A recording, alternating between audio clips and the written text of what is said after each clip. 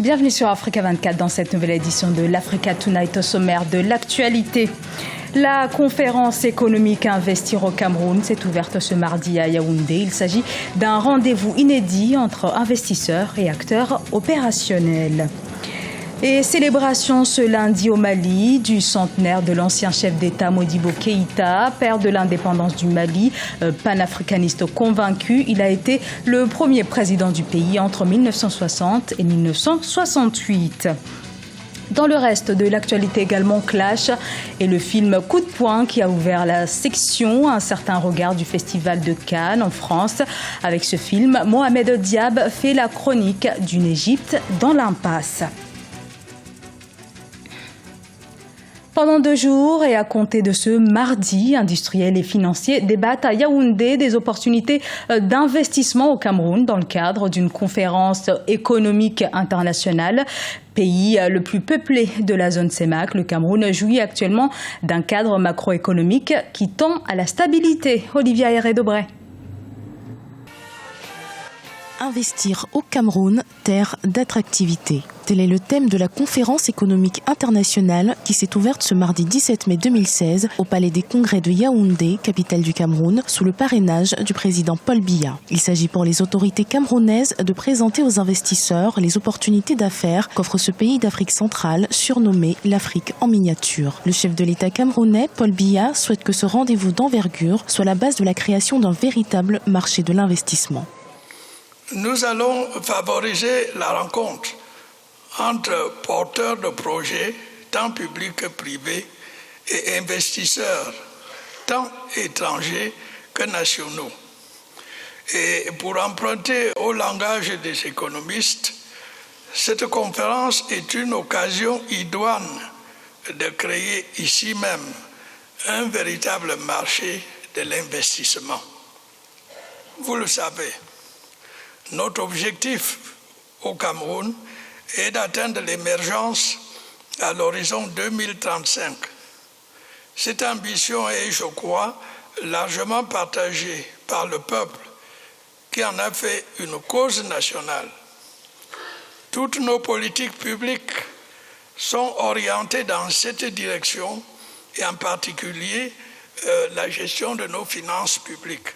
Le président Biya a également évoqué la loi portant incitation à l'investissement privé au Cameroun, votée par le Parlement en 2013, qui accorde aux entreprises des exonérations sur les périodes allant de 5 à 10 ans, aussi bien en phase d'installation que de production. Le chef de l'État camerounais a présenté aux investisseurs et autres financiers réunis à Yaoundé les multiples opportunités dont regorge le pays, ainsi que la position stratégique du Cameroun pour la conquête de certains marchés en Afrique.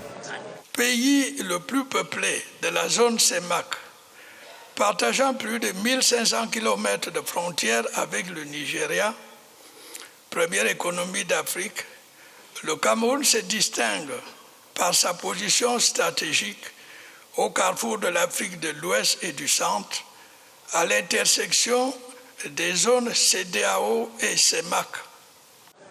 La cérémonie officielle d'ouverture de la conférence s'est poursuivie avec les interventions de José Manuel Barroso, ancien président de la Commission européenne et ancien Premier ministre de la République portugaise, du Dr Chang Un-Chan, ancien Premier ministre de la République de Corée, et de Tony Elumelu, président directeur général de United Bank for Africa. Cette conférence, qui s'achève le 18 mai 2016, constitue pour le Cameroun un cadre approprié pour réfléchir aux moyens de diversifier son économie et la rendre plus compétitive.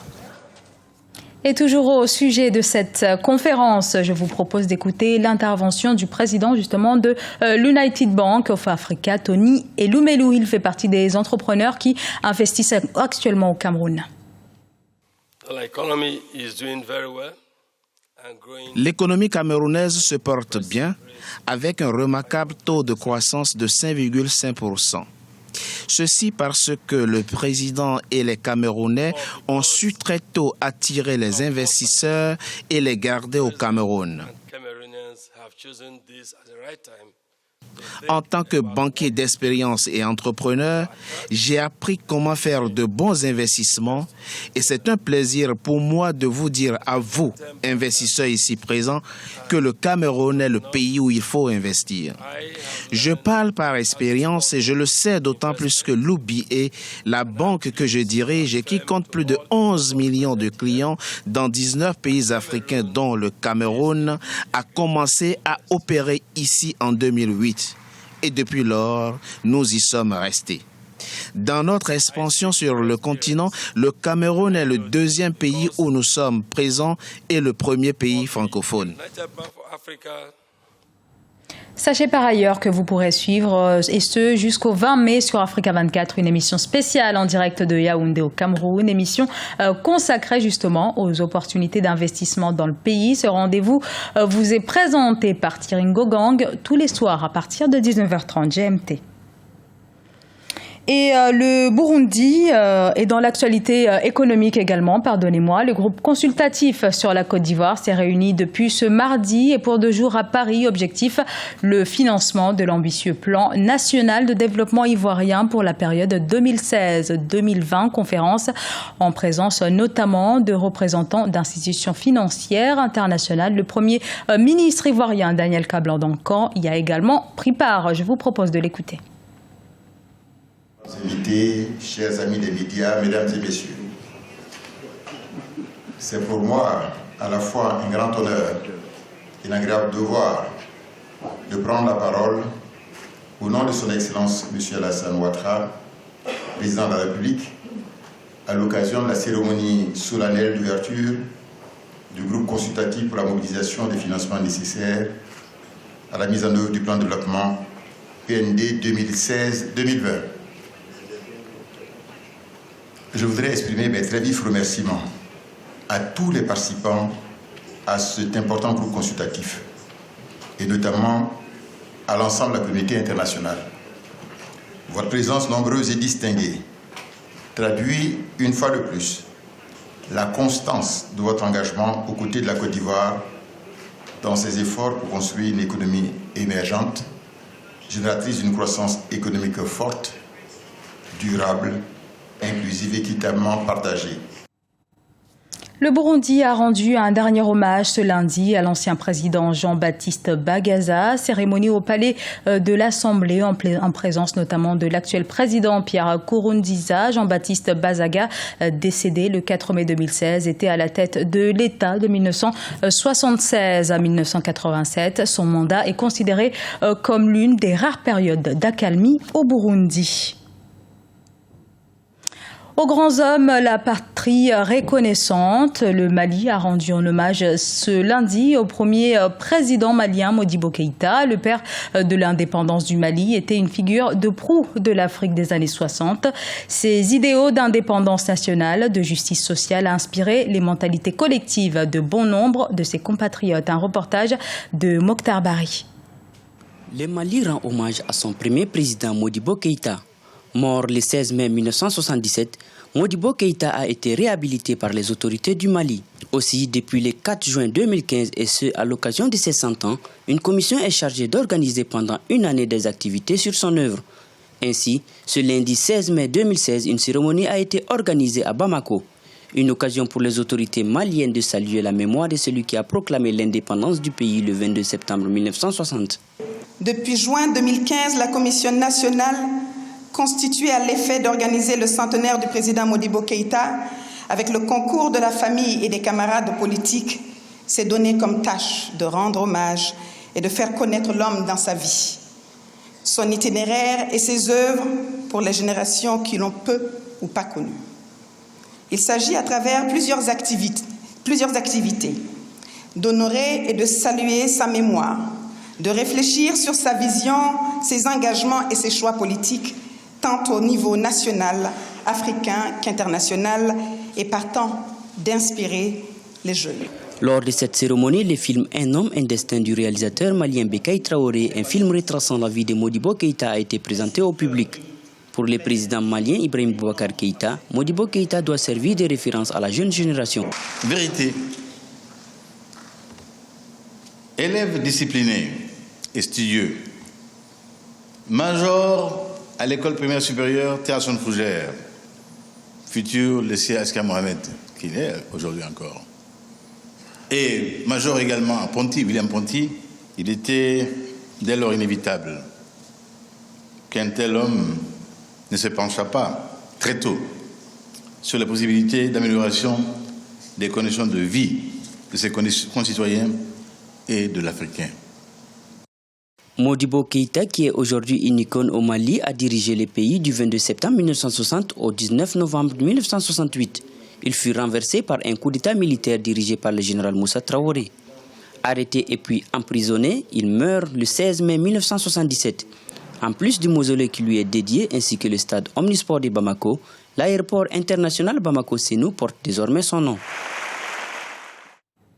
En Mauritanie, en bref, la Cour suprême ordonne la libération de Biram Ould Daoubeid, figure de la lutte contre l'esclavage. Le militant avait été condamné à 2 ans de prison ferme en août 2015.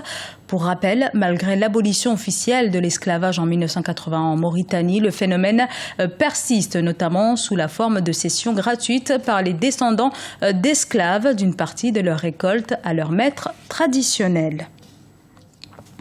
Et en Égypte, le réalisateur égyptien a réussi à résumer la situation actuelle très complexe de son pays en un seul mot, clash. Mohamed Diab, seul Africain de la sélection officielle du 69e Festival de Cannes, a présenté le 12 mai son 2e long métrage. Son film aborde l'époque post-révolutionnaire au lendemain de la destitution du président Mohamed Morsi en 2013. Alioune Guindo. Eshtebak, ou le retour du cinéma égyptien au Festival de Cannes. Réalisé par Mohamed Diab, le film est en compétition pour le prix Un certain regard au Festival international du cinéma de Cannes en France. Le dernier film égyptien à cette compétition avait été présenté en 2012 par Yousri Nasrallah et s'intitulait After the Battle. Les 5 dernières années ont été particulièrement difficiles pour tous les Égyptiens, spécialement pour les jeunes impliqués dans la révolution qui se sont sentis trahis. Il s'agit d'une génération qui est fatiguée et malade. La moitié d'entre nous avons le virus de la dépression. Tous les Égyptiens en sont touchés, plus spécifiquement les jeunes. Ce film est pour moi une sorte d'automédication. Ça a été difficile pour moi de le faire, mais il m'a guéri, même si je n'ai pas encore réalisé tous mes rêves. Si j'échoue à réaliser mes rêves, au moins j'en aurai pris conscience. Ce que j'espère pour tous ceux qui verront ce film, c'est que quelque chose change en eux. L'ensemble de l'équipe ayant réalisé le film s'est présenté sur scène le jour de la cérémonie d'ouverture de la compétition. Tourné après le départ de Mohamed Morsi, le leader destitué des frères musulmans en 2012, Eshtebak revient sur l'histoire d'un groupe de manifestants de tous bords politiques qui se sont retrouvés enfermés dans la même prison.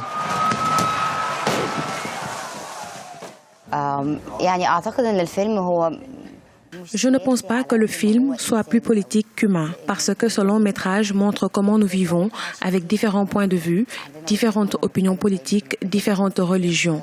Mais à la fin, nous sommes tous humains, nous voulons tous une meilleure vie. Et je vois qu'avec l'aide de Dieu, nous allons y arriver. Notre pays ira de mieux en mieux.